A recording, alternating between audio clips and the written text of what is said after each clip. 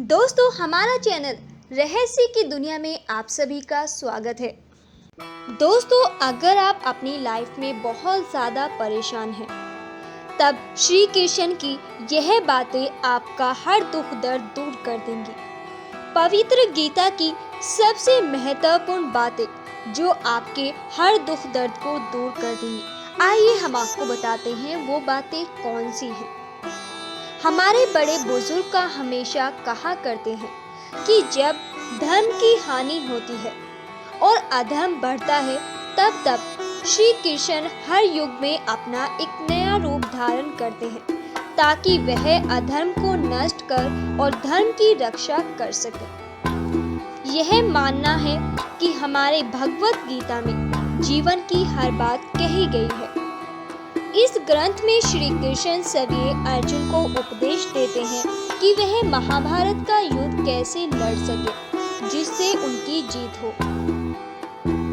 इसीलिए कहा जाता है कि अगर हमें भी अपने जीवन में सफलता पानी है तो हमें भगवत गीता जरूर पढ़नी चाहिए।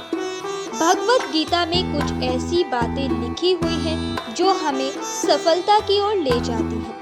लेकिन दोस्तों, अगर आप पढ़ना नहीं चाहते तो हम आपको इस वीडियो में वो सारी बातें बताएंगे जो भगवत गीता में लिखी हुई है। नंबर 1 पर आता है, मानव शरीर एक कपड़े का टुकड़ा है। आइए जानते हैं कि कैसे। गीता के श्लोक में श्री कृष्ण ने मानव के शरीर को एक कपड़े का टुकड़ा बोला है, जहां उन्होंने यह दर्शाते हुए कहा है कि ऐसा कपड़ा जो आत्मा हर जन्म में बदलती है। इसका मतलब यह है कि मानव शरीर का आत्मा अस्थायी वस्त्र है, अर्थात हमें मानव की पहचान उसके शरीर से नहीं, उसके मन से, उसकी आत्मा से करनी चाहिए। नंबर 2, क्रोध भ्रम की निशानी है। यह कहा जाता है कि क्रोध एक सामान्य भावना है जो हर किसी इंसान के अंदर रब बसता है, लेकिन एक रोचक बहुत ही नुकसानदायी है क्योंकि यह कहीं ना कहीं मानव के अंदर एक भ्रम पैदा करता है। जहां मनुष्य अच्छे और बुरे की पहचान करना चाहता है, इसीलिए जरूरी है कि मनुष्य क्रोध की राह से दूर होकर शांति की राह को अपनाए। नंबर 3, जीवन का संतुलन बहुत जरूरी है। यह तो हम सभी जानते हैं कि किसी भी चीज का अति हो जाना काफी घातक होता है, चाहे वह फिर रिश्तों की मिठास हो या उनकी कड़वाहट, खुशी हो या गम।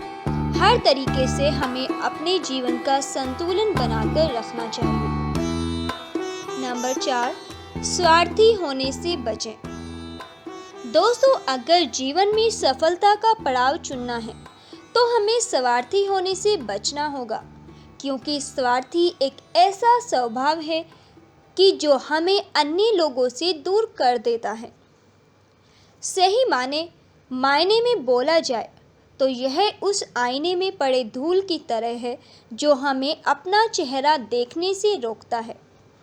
इसीलिए अगर जीवन में खुशियां पानी है तो हमें निस्वार्थ भाव से हर काम को करना पड़ेगा। नंबर 5, ईश्वर हमेशा हमारे साथ है।